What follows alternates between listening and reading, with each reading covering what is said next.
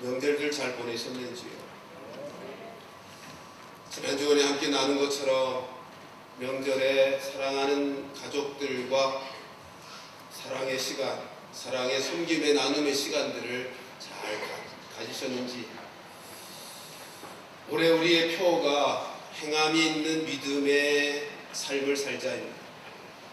우리 표어를 한번 크게, 여러분 신정으로 따지면 40일이 지났지만 음력으로 따지면 닷새밖에 안 지났어요.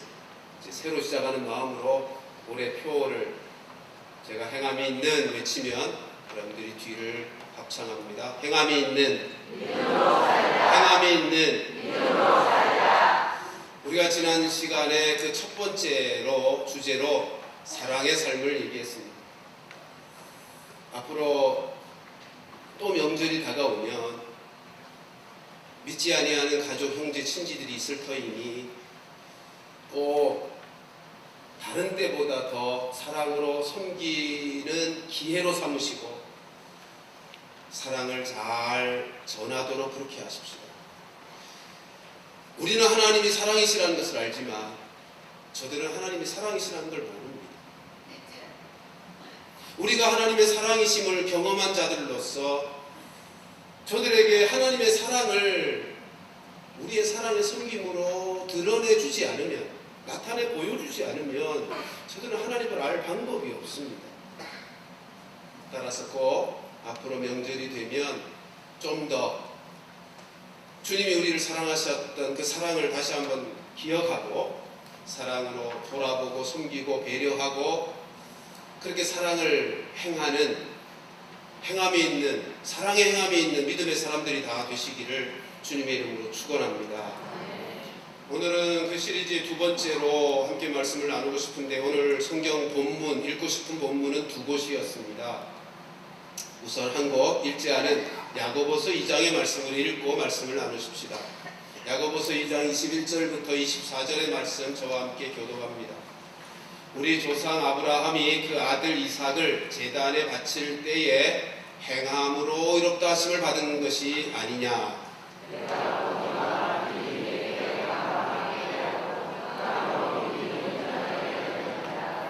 이에 성경에 이른바 아브라함이 하나님을 믿으니 이것을 의로 여기셨다는 말씀이 이루어졌고 그는 하나님의 벗이라 칭함을 받았나니.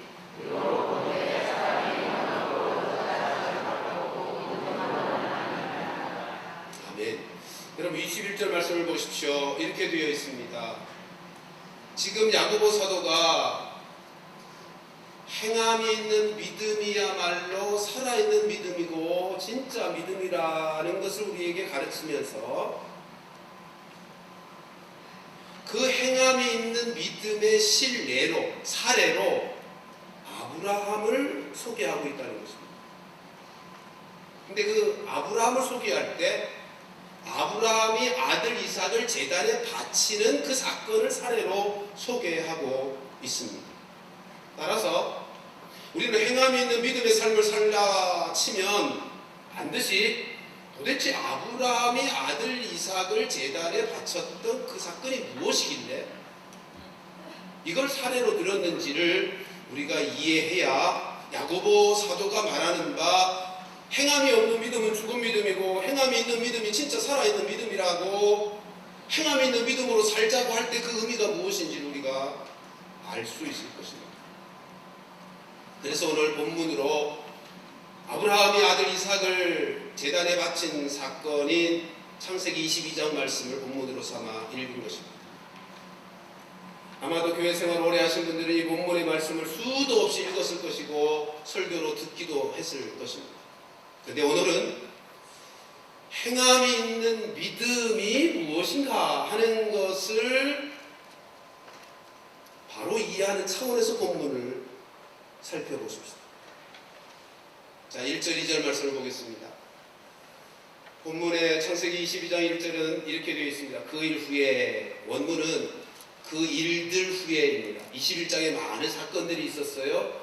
21장에는 아들 이삭을 낳는 사건, 이삭을 낳음으로 먼저 난 이스마엘과의 갈등의 사건, 그리고 이스마엘을 내어 쫓는 사건, 그러나 이스마엘을 한 민족으로 하나님이 축복해 주시는 사건, 이런 것들이 다 기록이 되어 있어요. 그 많은 사건들 후에 하나님이 아브라함을 시험하시려고 그를 부르시되 아브라함아 하시니 그가 이르되 내가 여기 있나이다. 자, 시험의 내용이 뭔지 2절을 같이 읽어보십시다. 시작. 여호와께서 이르시되 내 아들 내 사랑하는 독자 이삭을 데리고 모리아 땅으로 가서 내가 내게 일러준 한 산 거기서 그를 번제로 드리라. 하나님이 아브라함을 시험하셨대요. 여기서 시험은, 여러분 성경에서 말하는 시험은 두 가지 성격의 시험이 있죠. 하나는 템프테이션이라고 번역되는 유혹이라는 시험이 있고, 또 하나는 우리가 잘 아는 테스트라고 하는 시험이 있습니다. 여기서의 시험은 두 번째죠. 테스트하는 것입니다. 야고보서 1장 13절 말씀을 보면 하나님은 그 누구도 템프테이션 하지 않는다고 했습니다. 여러분, 유혹, 템프테이션이라는 시험은 그 사람을 무너지게 하고 망하게 하려고 하는 거예요. 하나님이 그런 시험을 하실 리가 없죠. 근데 아무튼 하나님이 지금 아브라함을 테스트 하시는데 2절 말씀을 보면 도대체 이게 하나님이 테스트 하시는 명령인가 라는 생각이 들어요. 말도 안 되잖아요. 2절의 내용을 보면 이게 도대체 하나님이 명령하실 수 있는 내용인가 싶어요. 하나님 편에서 봐도 말이 안 되고요. 아니, 상식적으로 생각해도 말이 안 되는 요구잖아요. 아들을 어떻게 하라고요? 번제로. 번제가 뭔지 아시죠? 여러 가지 제사 제도가 있는데 번제란 짐승을 잡아 피를 다 쏟아내고 칼로 각을 듭니다. 다 조각조각 내서 불에 다 태워 제를 만드는 제사를 번제라고 합니다. 하나님이 이런 명령을 하실 수 있는 겁니까? 여러분, 그 당대, 이 말씀을 주실 그 당대에 주변에 인신 제사를 드리던 이방인들이 있었어요. 또 후에는 성경에 보면 에돔 족속이 몰렉이라고 하는 우상을 섬기는 제사 방법으로 아들, 자녀를 제물로 불에 태워 제사하는 제도가 있었다고. 근데 그 말씀을 하실 때 하나님은 내가 가장 싫어하는 제사다라고 말씀하셨거든요. 그건 말이 안 되잖아요. 하나님이 가장 싫어하는 우상숭배의 제사의 한 방법인 아들을 불에 태워 제사하는 번제로 드리라고 하는 게 말이 되는 거예요. 그러니까 하나님 편에서 보아도 상식적인 차원에서 보아도, 아니 아브라함 편에서 보면 더더군다나 말이 안 되죠. 여러분, 지금 하나님의 이 명령, 테스트라고 하는 명분으로 주어지는 이 명령이 아브라함 편에서는 얼마든지 거절할 수 있는 이유가 많았습니다. 크게 두 가지. 조금 전에 생각한 것처럼 하나는 하나님, 이거 하나님답지 않습니다. 하나님의 성품하고는 너무 맞지 않습니다. 하나님이 어떻게 아들을 인신제사 제물을 드리라고 하는 것입니까? 그건 하나님답지 않습니다 라고 거절할 수 있죠. 또 하나는 아들 이삭을 제물로 바치면 하나님의 약속은 어떻게 되는 겁니까? 하나님의 약속이 부도나잖아요. 하나님은 창세기 12장에서 아브라함 부르실 때 너와 네 아들을 복주고 너와 네 아들을 통해서 큰 민족 이루시겠다고 하셨거든요. 근데 그 아들을 죽이시겠다. 번제로 바치래. 그럼 어떻게 되는 거예요? 아, 다른 아들 주시겠다고? 아니요. 하나님의 약속은요, 이삭이어야만 하는 것입니다. 창세기 12장부터 계속해서 창세기 22장까지 읽어오면 하나님은 다른 아들 아니고 이삭으로만 상속자가 되게 하시겠다는 고집이 드러나요. 창세기 13장을 읽어보면요, 조카 롯은 아니다라고 롯을 제낍니다. 롯이 어디로 가죠? 약속의 땅 요단 동편으로 떠나요. 두 번째는 15장에 가서 보면 하나님과 아브라함 사이에 이런 대화가 있어요. 하나님이 12장에서 아들 주겠다라고 약속했는데도 십수년이 지나도 안 주시니까 아브라함이 하나님 앞에 이렇게 말합니다. 하나님, 아들도 안 주셨잖아요. 그러니 내가 집에서 길리운 다메섹의 종 엘리에셀을 나의 상속자로 삼겠습니다 라고 말합니다. 그랬더니 하나님이 아니다, 절대로 종 엘리에셀이 상속자가 될 게 아니고 네 몸에서 난 네 아들이 상속자가 될 것이라고 말해요. 그래서 창세기 15장 5절에 보면 그 약속을 아브라함이 믿어요. 그러니까 그 유명한 창세기 15장 6절에서 아브라함이 믿으니 하나님이 그를 의로 여기셨다라고 되어 있습니다.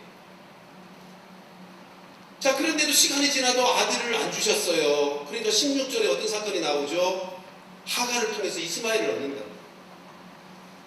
그래서 17장에 가서 보면 아브라함이 하나님 앞에, 하나님, 이스마엘이 상속자입니다. 이스마엘이 하나님 앞에서 살기를 내가 원합니다. 그러는데 하나님이 17장 19절에 가서 보면 아니다, 네 아내 사라의 몸에서 난 아들 이삭이 상속자가 될 것이라고 말씀합니다.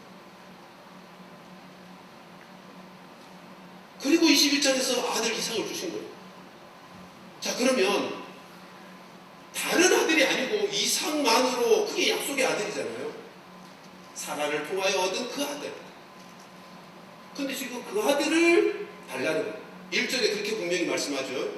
네 사랑하는 독자 이삭을 번제로 하세요. 그러면 아브라함 편에서 얼마든지 불순종할 수 있잖아요. 하나님, 이 아들이잖아요. 이 아들을 죽이면 하나님 약속 어디로 가는 거예요? 부도나잖아요. 그리고 불순종할 수 있었다고요. 근데 아브라함이 어떻게 했다고요? 순종했어요. 3절 보십시오. 3절에 이렇게 말씀합니다. 아브라함이 아침 일찍 일어나, 아마도 밤새 뒤척였습니다. 안 그러겠어요? 아니, 아들을 번제로 드려야 될 상황이 되어버렸는데 하나님이 그걸 요구하고 계시는데 편안하게 잠잘 수 있는 아버지가 누가 있겠어요? 21장을 보면요, 하나님이 이스마엘을 내어보내라고 할 때, 내가 그도 큰 한 민족을 이루어주겠다고 약속도 하면서 내보내라고 할 때 매우 근심했대요, 아브라함이. 그게 아비 마음 아니겠어요? 매우 근심했어요. 근데 그 이스마엘도 아니고 첩의 아들도 아니고 100세나 되어 기적적으로 얻은 아들이에요. 근데 그 아들을 번제로 바치래요. 그러니 밤새 뒤척였음이 분명하고. 근데 그럼에도 불구하고 어떻게 했어요? 아침에 일찍 일어나 준비하고 하나님이 지시한, 가라고 한 그 산을 향하여 떠났다는 거예요. 떠났다는 거예요. 그 모리아 지역에 있는 그 산에 이르기까지 며칠 걸렸다고요? 사흘 걸렸대요. 사흘. 그 사흘이 아브라함에게 얼마나 길었겠어요? 그 사흘은 아브라함에게 얼마나 큰 번민의 시간이었을까요? 그 마음속에 이런 갈등들이 생기지 않았을까요? 아니, 하나님이 왜 달라고 하실 걸 주시고 왜 나를 이렇게 괴롭히는가? 아니, 100세나 되어 당신의 능력으로 주셨으면 왜 그를 데려가려고 하시는가? 아니, 아들을 데려가는 방법도 여러 가지일 텐데 왜 번제인가? 아들 이삭을 번제로 바치라고 할 것 같으면 이스마엘이라도 내보내지 말라고 하실 것이지. 뭐 이런 생각, 이런 갈등. 아니면 심지어 지난밤에 내가 하나님의 음성을 잘못 들었나? 여러분, 3일길이면요 몇 번이고 돌아섰을 수 있는 시간입니다. 안 그렇겠어요? 3일 길을 그 고민과 그 갈등과 그 고통을 겪으면서 지금 가고 있는 거예요. 근데 아브라함 마음 한편에는 또 이런 생각도 들지 않았겠어요? 내가 하나님을 언제 다 이해하고 믿었나? 내가 하나님의 말씀을 순종할 때 언제 그 크신 하나님을 다 이해해서 순종하며 살아왔나? 하나님은 이제까지 나의 인생을 인도하실 때 내가 알지 못하는 많은 일들을 행하여 오시지 않았는가? 내가 그 말씀에 순종하며 여기까지 살아오는 동안 하나님은 나를 한 번도 실망시키신 적이 없지 않으신가? 그러니 이번에도 순종해 봐야 마땅하지 않겠는가? 뭐 이런 마음속에 이렇게 서럽고 벌민과 갈등이 얼마나 많았겠는가? 여러분, 오늘 읽은 말씀의 8절을 보면 7절 8절에 이삭과 아브라함의 대화가 나오죠.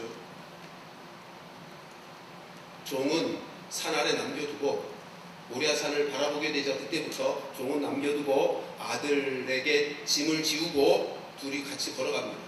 아들이 이삭이 이렇게 묻죠. 아버지, 불과 나무는 있는데 번제로 드릴 제물 어린 양은 어디 있습니까?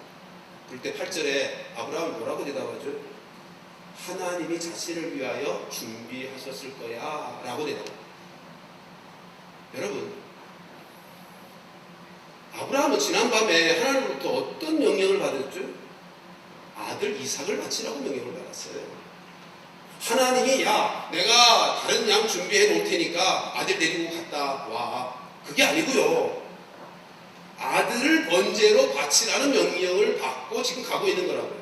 또 실제로 9절 10절에 가서 보면 아들을 묶어서 제단 위에 올려놔요. 그리고 칼을 들어요. 근데 지금 아들에게 뭐라고 대답하고 있다고요? 하나님이 자기를 위하여 준비해 놓으셨을 거야. 그러니까 아브라함 마음속에 얼마나 큰 갈등이 왔다 갔다 했는지, 아마도 그 사흘 길이요 천국과 지옥을 1000번도 더 왔다 갔다 했을 거예요.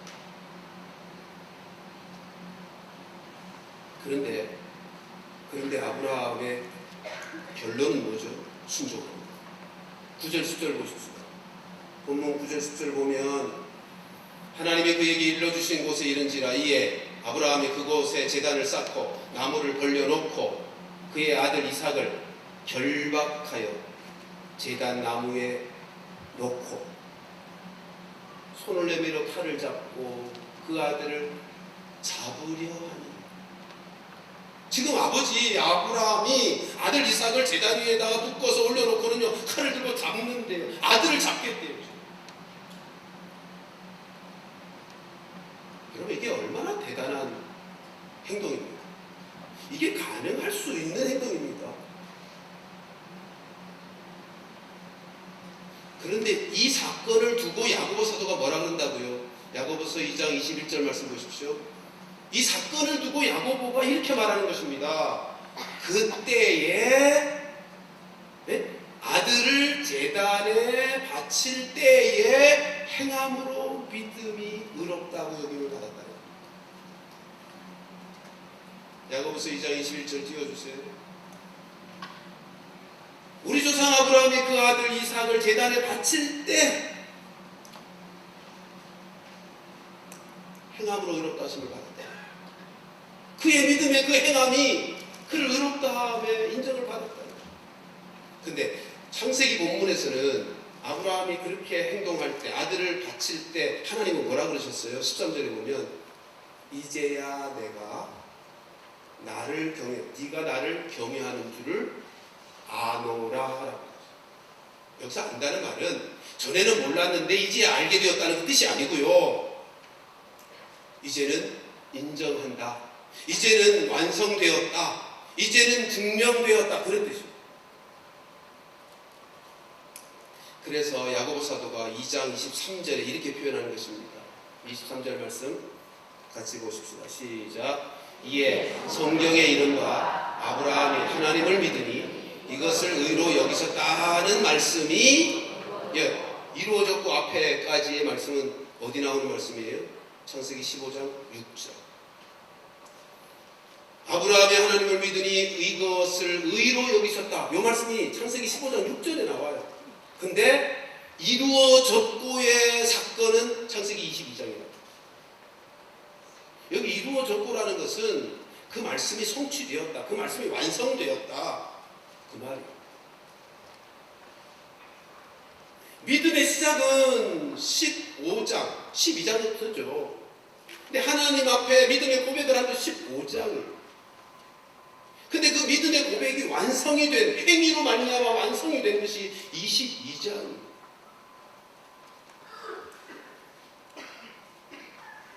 여러분, 우리는 이 사건을 통해서, 창세기 22장의 이 사건을 통해서 어떻게 믿음으로 행함이 있는, 행함으로 말미암은 믿음의 삶을 살 수 있는지 그 본질을 깨닫게 되는 것입니다.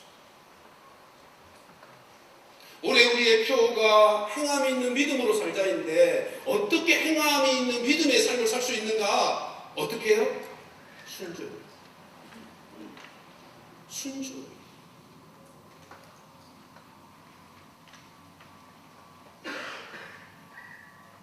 여러분, 말을 좀 바꿨어요.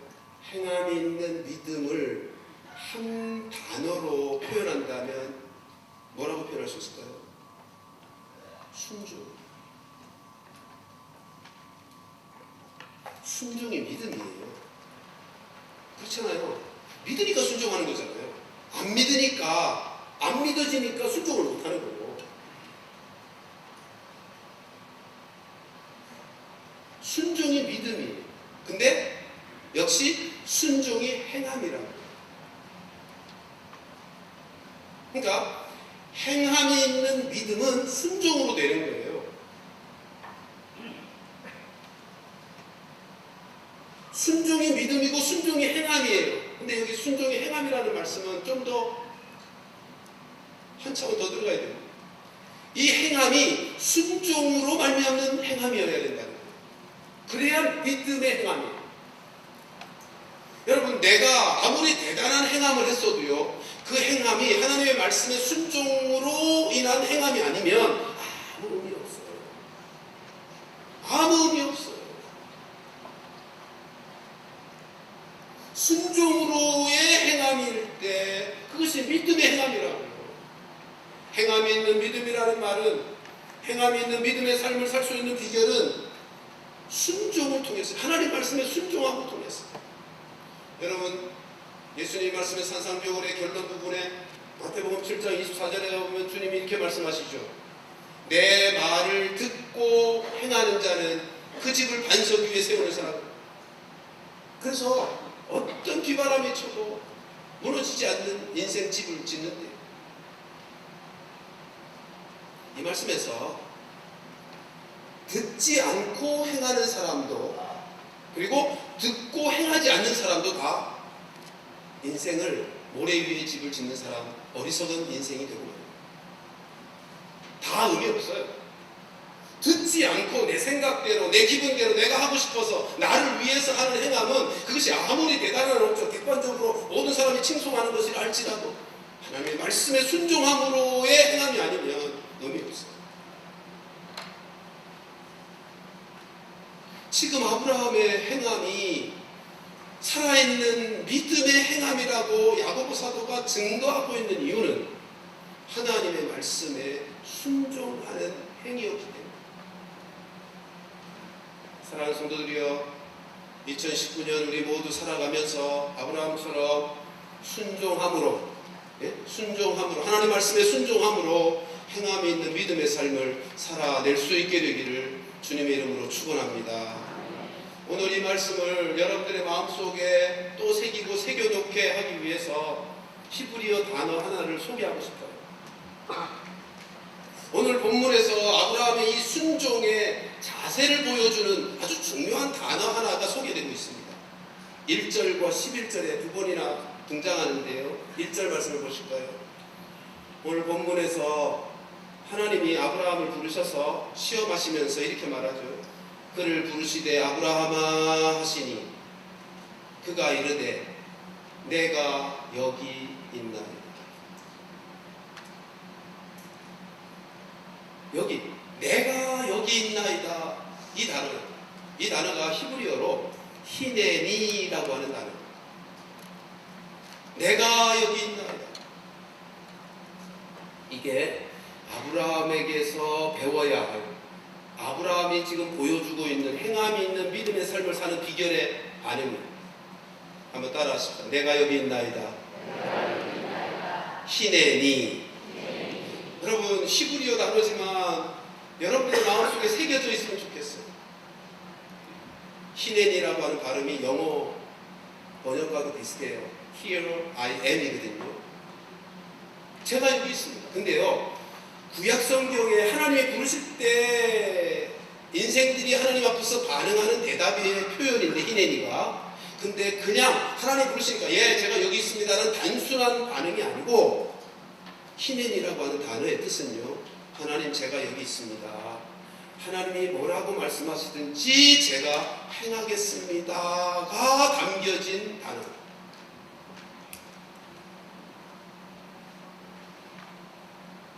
아브라함은요, 갈대아 우르에서 부름을 받아 여기까지 살아오는 동안 이 삶의 태도를 배운 거예요.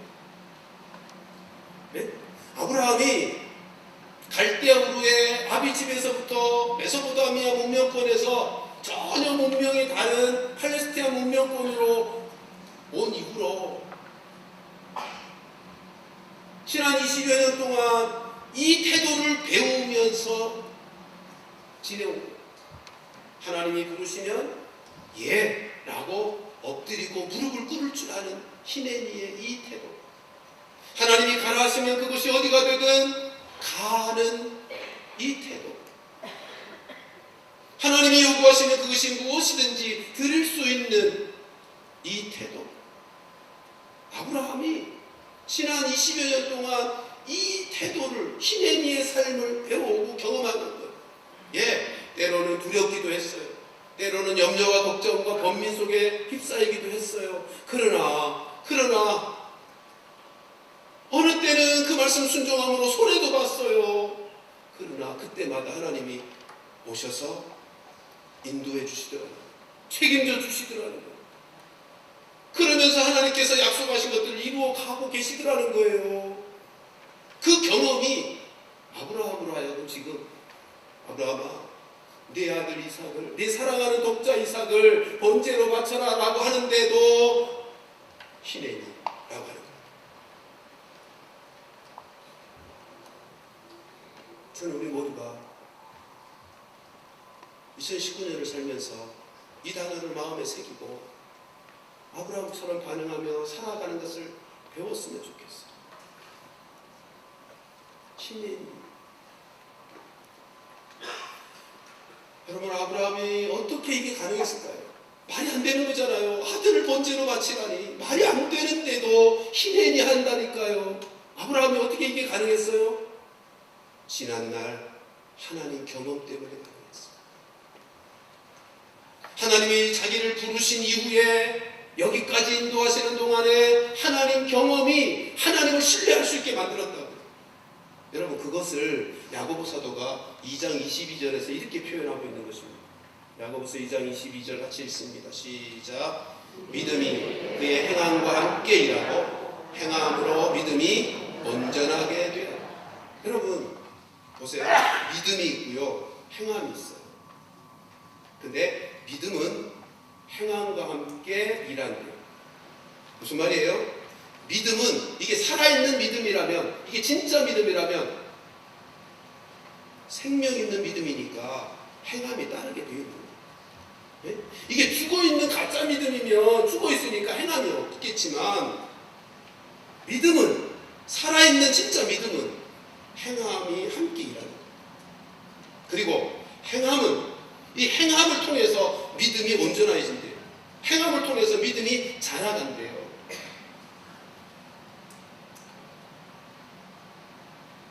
아브라함이 어떻게 아들을 바치라고 하는 말도 안 되는, 상식적으로 생각해도 있을 수 없는 하나님의 명령 앞에서도 히네니 할 수 있었는가 하면, 지난날 믿음의 삶에 행함이 따라서, 네? 믿음과 행함으로 믿음이 자라왔어요. 그래서 하나님에 대해서 이제는 무슨 말씀하시는지 다 믿게 됐어. 그래서 히네니 하고 있는 거예요.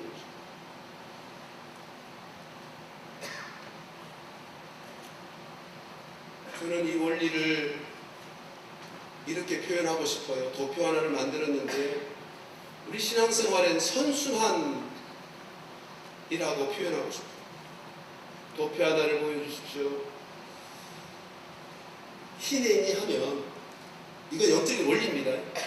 우리가 하나님의 말씀을 들었을 때 하나님의 명령 앞에서 희내니 순종하면 하나님을 경험하게 된다. 하나님을 경험하고 나면 믿음이 자라죠. 믿음이 강화된다고요. 그러면 그 다음에 하나님의 말씀 앞에 더 잘 순종할 줄 아는 더 높은 순종이 가능해야 돼요. 그래서 또 순종하면 믿음이 하나님을 경험하게 되고 믿음이 강화되고 신앙생활의 선순환이 이루어진다. 사랑하는 성도들이여, 불순종으로 신앙생활의 악순환이 아니라 순종함으로 희내니함으로 신앙생활의 선순환을 경험하는 성도들 되시기를 주님의 이름으로 축원합니다. 그래야 자라가는 거예요. 그래야 자라가서 하나님이 우리를 구원하신 그 목적의 삶이 이루어질 거예요. 여러분, 오늘 본문에 희내니 했더니의 결과가 뭐죠? 14절 여호와 이레. 여호와 이레. 여호와 이레 뜻이 뭔지 아시죠? 하나님이 준비하셨다. 틀림없습니다. 이건 영적인 공식입니다. 우리가 하나님을 믿고 하나님께 순종하면 희내니 하면 하나님은 준비해 놓으십니다. 하나님은 준비하시는 거예요. 우리가 여호와 이레 찬양도 자주 불러보지만 그것이 우리의 진정한 찬양이 되려면 우리 뭐 해야 되는 거예요? 순종. 희내니 해야 되는 거예요. 사랑하는 성도들이여, 2019년 여러분들의 삶은 여호와 이레의 삶이 되기를 축복합니다. 그러기 위해서 우리가 해야 될 일이 뭐예요? 순종, 희내니. 2019년의 삶에 하나님이 나를 위하여 준비해 주시는 그 복된 인생을 살려고 한다면 우리 모두 희내니 하자고. 주여, 제가 여기 있습니다. 말씀하십시오. 말씀하시면 제가 그대로 행하겠습니다.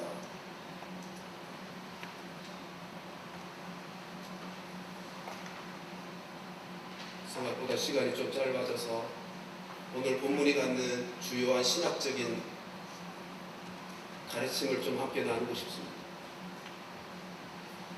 사실 오늘 본문 22장은요, 신학적으로 볼 때 성경에서 아마도 가장 중요한 구원 계시가 주어진 본문입니다. 대속의 십자가 복음이 전해지는 계시의 말씀, 계시의 사건입니다. 오늘 본문은 예수 그리스도께서 우리를 구원하신다 하는 이 구원의 계시를 보여주는 계시의 사건인데 이중적으로, 복합적으로 소개되고 있어요. 첫째는 준비된 어린 양. 이것이 예수 그리스도를 보여주는 계시예요. 그렇죠? 아들 이삭을 맞춰야 되는데 하나님이 준비해 놓으셨잖아요. 어린 양을. 그래서 어린 양을 제단에 바쳐요. 이 어린 양은 누구를 가리키는 거예요? 예수님이요. 오늘 본문에도 13절을 보면요, 구속사적인 의미를 그대로 표현하고 있습니다. 13절에 보면 대신하여 번제로 드렸다. 그 어린 양을 대신하여 예수님이 대속자로 죽으시는 거죠. 그 다음에 또 하나는 독생자 이삭입니다. 여러분, 이삭이라는 인물은 예수님의 모형적 인물이에요. 두 가지 차원에서. 하나는 기적적으로 태어났다는 거예요. 그죠? 백세나, 경수가 많은 다음에 백세나 되어서 얻은 아들이 하나님이 주신 아들이에요. 이게 하나님의 전적인 능력 아니면 어떻게 가능하겠어요? 예수님의 모형이라고. 하나님의 전적인 능력으로 태어난 아들. 또 한 차원은 독생자라는 거죠. 오늘 본문에서도 그래서 1절에서 하나님이 이삭을 바치라고 해도 될 일을 뭐라고 표현하죠? 네가 사랑하는 독자 이삭이다. 예수님을 지금 소개하고 싶은 거예요, 지금. 그러니까 이런 거죠. 지금 하나님이 아브라함에게 아들 독자 이삭을 바치라고 하시는 이유는 하나님이요, 당신의 마음을 아브라함도 경험하게 하고 싶은 거예요.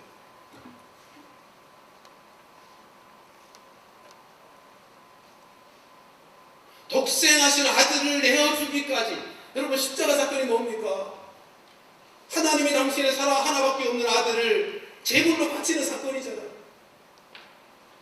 지금 어린 양을 준비하여 놓으심으로 예수로 대속하여 십자가에서 죽으실 것을 계시하시면서 그 사건 속에 아브라함도 자기의 아들, 하나밖에 없는 아들을 바치라고 하는 거예요, 지금. 근데 그 시험에 아브라함이 합격하는 거예요. 그래서 야고보 사도는 이 사건을 지내면서 2장 23절에서 뭐라고 결론 짓는지 아세요? 아브라함이 하나님의 거지라 칭함을 받았다. 하나님의 마음을 아브라함이 똑같이 경험하는 거예요. 여러분, 그 사흘길이 지옥 아니었겠어요? 그 사흘길이 지옥 아니었겠는가 말이에요.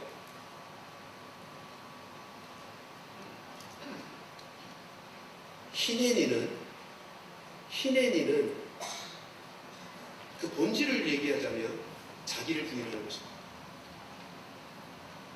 십자가에 자기를 못 박는 것입니다. 그래야 주님, 제가 여기 있어요, 말씀하시는 대로 제가 그렇게 행할게요가 가능하죠. 안 그렇습니까? 나를 부인하지 않고요, 그게 되는가 봐요. 창세기 22장의 이 사건을 깊이 묵상하다 보면 그런 생각이 들어요. 하나님을 만나는 자리가 십자가구나. 하나님이 인생들 만나기 위해서 오시는 자리가 어디죠? 십자가. 아브라함이 지금 하나님을 만나는 예배하는 자리가 어디예요? 아들을 바치는 십자가라는. 여러분, 아들을 바친다는 것은 자기를 바치는 거예요. 하나님이 자기를 아들로 바치잖아요, 지금. 자기를 부인하니까 그게 가능해요. 그래서 주님이 말씀하신 거죠. 아무든지 나를 따라오려거든 자기를 부인하고 자기 십자가 지고. 히네님은 다른 것 아니에요. 나를 부인하고 나를 십자가에 못 박고, 좀 더 부연하자면 창세기 15장에서는 하나님이 일방적으로 쪼갠고기 사이로 혼자 지나가시잖아. 내가 내 생명으로 너의 구원을 보장할게. 하나님이 자기 생명 내어놓는다고. 근데 17장에 가면 너도 생명 내어놓아 라고 요구하시는 언약 체결이 뭐죠? 할례예요. 그러니까 15장과 17장에 하나님이 당신의 생명을 거는 언약과 17장의 할례, 우리로 생명을 내어놓으라는 요구가 창세기 12장에 그대로 담겨있습니다.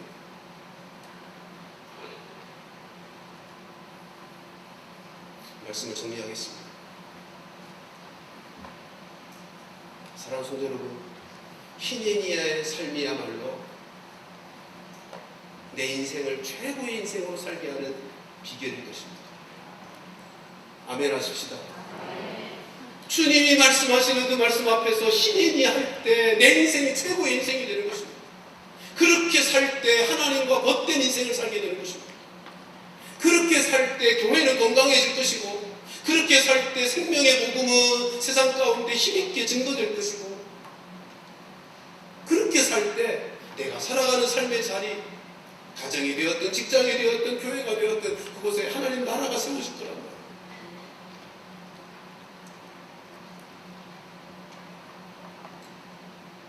믿음은 행함과 함께 일하고 행함으로 믿음은 온전하여지느니라. 우리 2019년 행함이 있는 믿음으로 살기 위해서, 행함이 있는 믿음으로 사는 비결이 뭐라고요? 순종이요, 신행이요. 우리 모두 이 단어 하나를 마음속에 깊이 새겨놓고 2019년에는 하나님이 뭐라고 나에게 말씀하시든, 아침에 큐티할 때 하나님이 나에게 오늘을 어떻게 살라고 명령하시든, 주일마다 하나님의 말씀을 통해 나에게 어떤 요구를 하시든, 히네니 함으로 우리 모두 아브라함과 같이 하나님의 못된 인생을 살아내고 살아있는 믿음의 사람인 것을 행함을 통하여 세상 가운데 드러내어 내 살아가는 곳곳마다 하나님 나라를 이루는 복된 인생들이 다 되기를 주님의 이름으로 축원합니다.